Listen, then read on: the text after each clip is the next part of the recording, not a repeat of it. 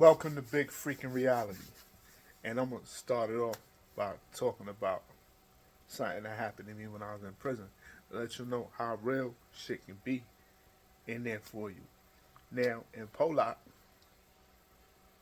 which was a high powered penitentiary, we used to run up a lot of people. And there was a homie there that we ran up for not handling his business. Now he winds up going to another penitentiary. And when I get there, he's already there. So I get off the bus.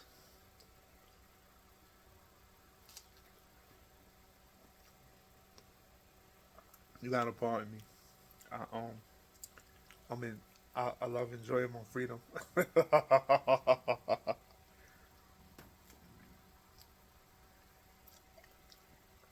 So yeah. So you can see it. Got the big fruit plate popping off. So I get off the bus. I'm walking on the compound.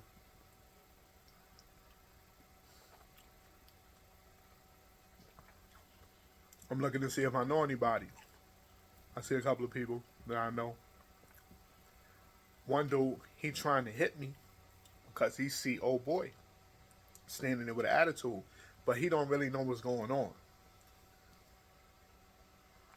I turn around and I see him, but they just call a move, so everybody just start walking. He walk off real fast. I know what he going to do. He going to get a knife. Cool. I seen one of my homies. Yeah, I need a joint. He was like, what happened? I said, old boy that's here, such and such. We ran him up in Pollock. He was like, yo, he told us something about that, but he said, I was like, nah, he lying. That's why this happened, and that's why that happened. He gave some big story about we ran him up so we could rob him, and we took all his stuff. All we took was his stuff. Only thing we took of his was to pay off all his debts on the compound because he owed a lot of people. Cool. Anyway, he go get the joint, and he coming back out, and it just so happened I come inside the same unit.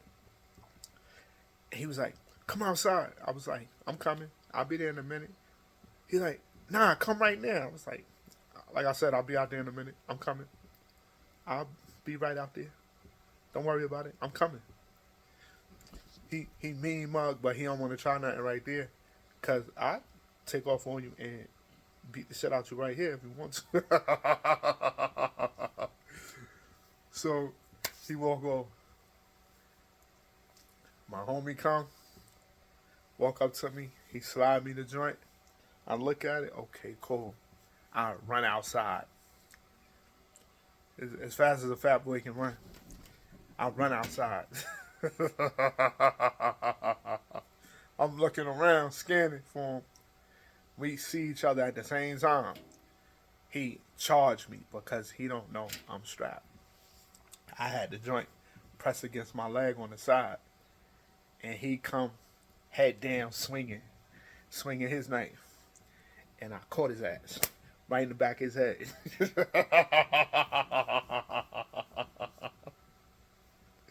He backed up, stumbled back, and was like, "Oh shit!"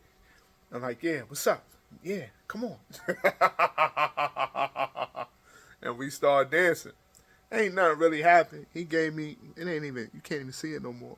He gave me a little scar on my forehead, but his shit was gushing. He was leaking, had to get stitches and all that. I scored one. So when we get locked up, man, I wound up getting the hard end of this shit because they was like, they saying that I came there specifically to do something to him. And I can't explain what happened. Because, they look at that as telling. And I see it the same way. I'm just like. And he pushing the narrative like, yeah, he came here. They wound up letting him back on the compound and kept me, and I wound up getting shipped to the smoke. I was fucking heated.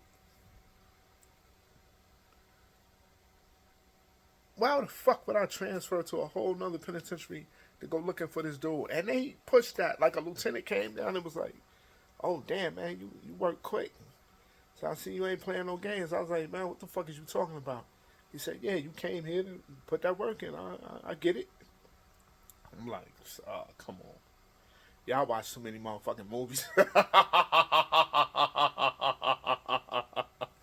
And another CEO, her name was I think her name was Rock. She was a stud, a Puerto Rican stud. Had the fatty, but she was chopped in the face though. And she was like, I get it. You're a man on a mission. I'm like, yo, y'all watch too many motherfucking movies. I always tell people that, man, y'all be watching too many goddamn movies. It don't be going down like that, man.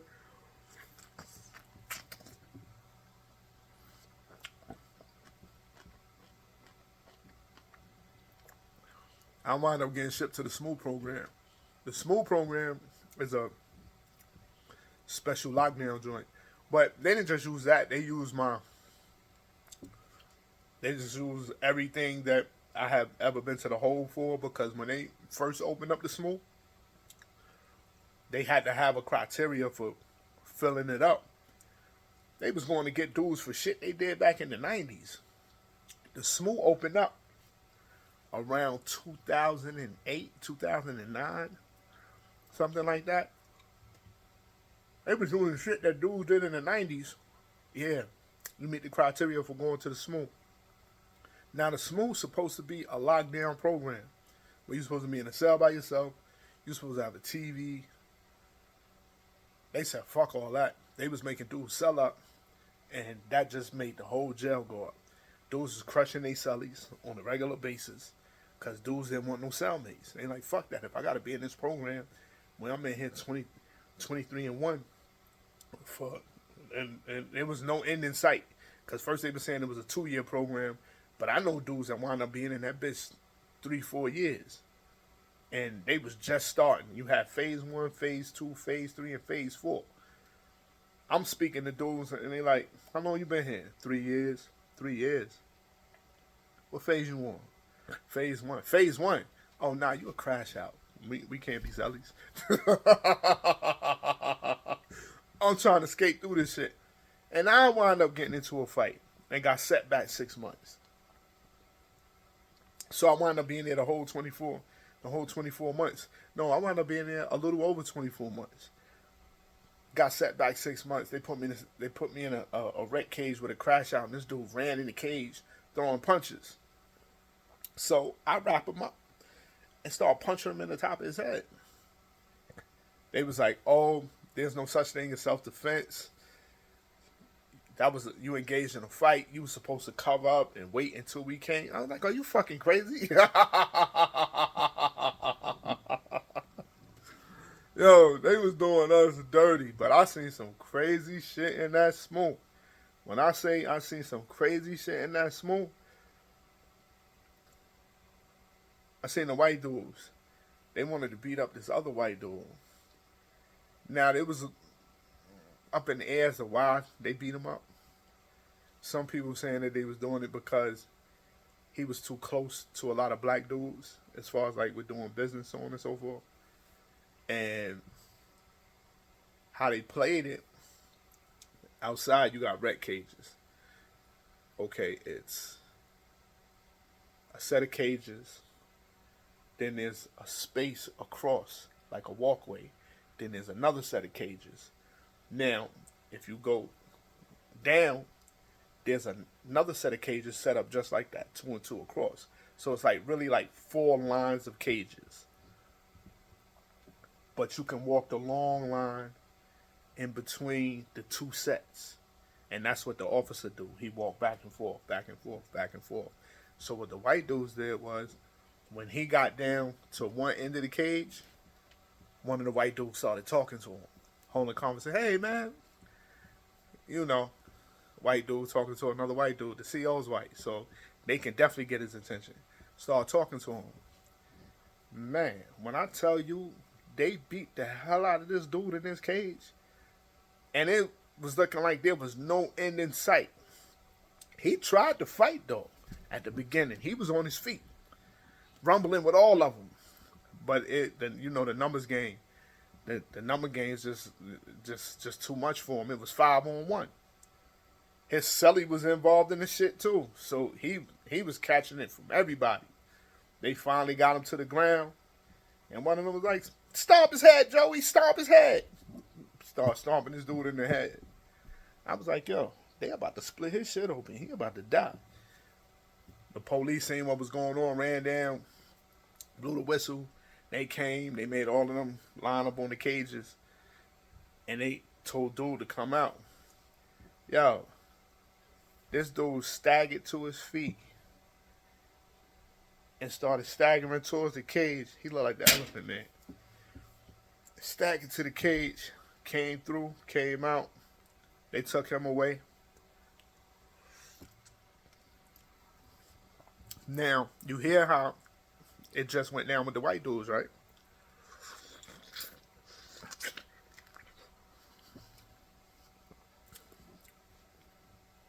I really don't be trying to push the whole race shit because I really don't give a fuck about none of that shit. But you gotta call a spade a spade. They was racist as fucking that pit in that pen. I'm gonna tell you another fight that I seen in the red cages. These is black dudes. Now, you have 5-on-1.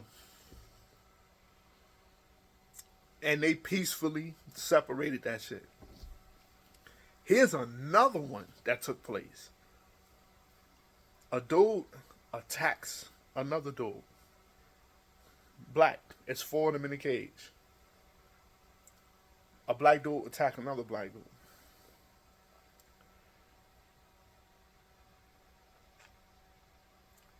They come. Everybody down. Everybody get on. Everybody on the fucking ground. So one dude, he run up. They sprayed him immediately with the tear gas. Oh shit! He throwing up his jacket, trying to cover it up, running away from the tear gas. 2 dudes on the ground. That ain't had nothing to do with it. The lieutenant stuck the nozzle to the tear gas to one dude's face while he on the ground and sprayed him. He start coughing and snot coming on. Oh shit, yo, what the fuck, man? I ain't even doing nothing. Now they had the these guns. They was like damn near like paintball guns. Damn near like paintball guns, but they had pepper balls on them. Yo, if you would have seen the bruises they be leaving on dudes, they be like the size of a half, size of a little bit bigger than a quarter. But I mean like bruises. The other dude that was on the ground, not doing nothing, stuck the nozzle through the gate, just like old boy stuck the nozzle through the gate and just started tearing his ass up. Pop, pop, pop, pop, pop, pop, pop. He started ringing off, yo, what the fuck, man? I ain't even doing that. Yo, you hit me in my nuts. I'm like, man, yo, this shit is fucking crazy. Look at this shit. They ain't even do the white boys like that. And dudes was like, yo, man, this shit happened like that all the time. That shit was crazy. That was another incident that took place. But there was one time, there was this GD dude. He wasn't going for nothing. I don't know how the fuck he withstood all that shit. You got some dudes, they say that pepper spray and nothing don't do nothing to him. This was one of them dudes.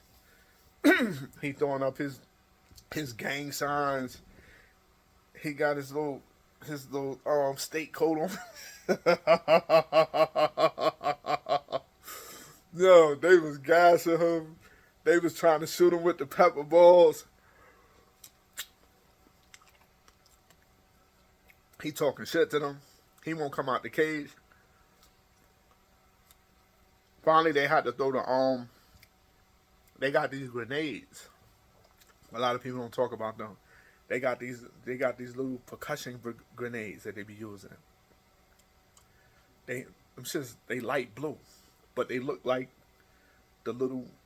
Okay, if you ever seen the round little green grenades, they look like those, but they're light blue. They started throwing them in there. Finally, they got them. That shit did it.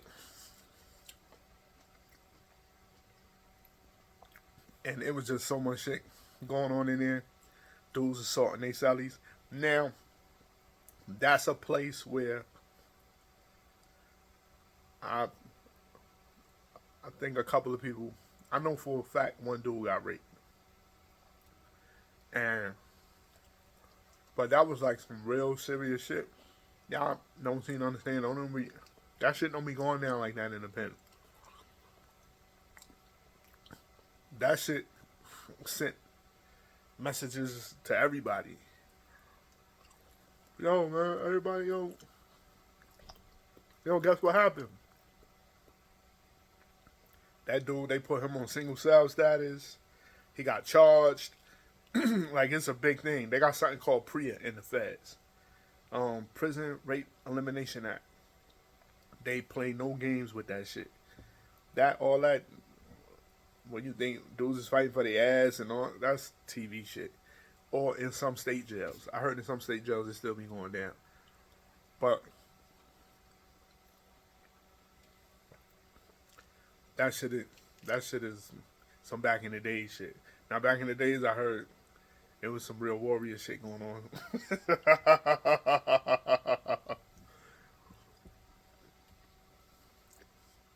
So that's like my first little thing that I'm gonna hip y'all to. I'm gonna talk about other stuff though. I'm not just gonna talk about jail shit. I really don't care about that shit. But somebody suggested that I do that because they say y'all be wanting to hear about some of this shit that be going on. Why? I have no idea. But then I started thinking, a lot of y'all be having family members in there, so y'all be wanting to know what they be going through. But I was in the feds. I was in the state too, but I didn't do as much time in the state as I did in the feds. I only did a couple years in the state. And even some of that was in the feds because the feds snatched me out of the state. I went to trial, lost trial, got sentenced, went back to the state to finish my state time. Then everything else was feds. So 20 out of the 27 and a half years, I'll probably say 20, 25 of it was feds. And those was mostly penitentiaries until I made it to Atlanta. Well, Atlanta was a penitentiary, but they call it FCI. But it was pen dudes there. They got a wall around. Now that joint was flame. They had phones everywhere. That's how I got on. I really got on my feet before I came home with that. I got me a secure credit card and started developing a credit history. So I came out with a decent credit score. I set up a bank account so I could start shifting my money over there from my account. I even sent my stimulus checks over there because they was letting us get our stimulus checks in the feds, and I was like, man, I don't want my shit here. I have my shit go to I got online and had them send my shit to the my bank account. Nah, I changed that. Don't send that here. I want that in the bank. I'm getting ready to go home. I published my book, Dark Soul, L. Brooks. Read that. If you into some high powered, if you into some shit like, well, it's not like Sinners, but it's hardcore like Sinners. Yeah, Dark Soul is it. You'll love that. It's on Amazon, Dark Soul by L. Brooks. Check that out. And I'm out here enjoying my freedom, man. That's my hashtag. That's what I'm pushing. But I also be pushing the positive thing because what a lot of people don't talk about is I was lucky to get out of prison. I had double life plus 50. I got my case overturned. And it took a lot of shit for me to get to where I am right here. Like, it took a lot. I needed Trump to be in office to pass the First Step Act. I needed a Supreme Court justice to die because Gorsuch is the one that spearheaded the decision that got one of my lives. Oh no, that got the 50 years off my back because I was charged with using and carrying a destructive device, a Mach 2 hand grenade. That got rid of the grenade charge, the 50 years on the back. Trump First Step Act got rid of the life sentence for the narcotics distribution conspiracy, and then my murder and native racketeering, I had an illegal sentence. But the only reason I knew that is because I was in USP Atlanta, and I was across the hall from a homie who let me know that I had an illegal sentence for that, and I put that in too with everything else, and it worked out for me. I had to file my own shit to get myself out of there. So I know how. Like I was looking at never coming home. That's why I got a different perspective. Like some dudes going there, they got dates. They just look at their date. Oh, I'm going home someday, and cool. Nah, I didn't have that. I was never supposed to come home. So I'm looking at that like, yo, I cherish every motherfucking day out here, and I'll be trying to push to the youngsters. Yo, look, they got a place for you, and they don't give a fuck. I miss my 20s, my 30s, half of my 40s in prison. I went to jail when I was 19, came out in the middle of my 40s. They're not playing no fucking games about giving you that time. They're going to give you that ass all the time. And a lot of y'all don't even got it in y'all to do what I did and stay dedicated in the law library and get yourselves up out of there. I got a co-defendant that got the same charges that I got, and he's still in there. Because he wasn't like me. He wasn't into going to the law library. And I can't even help him because you only got a year from the time Supreme Court cases come out and so on and so forth. But I know him. He wasn't the type to stay on top of shit like that. He was probably waiting, like some dudes was doing. They was waiting for a lawyer to contact them. Nah, if I would have waited for that, I'd have been done. You gotta get yourself out. So stuff like that. I know how lucky I am to be eating this right now.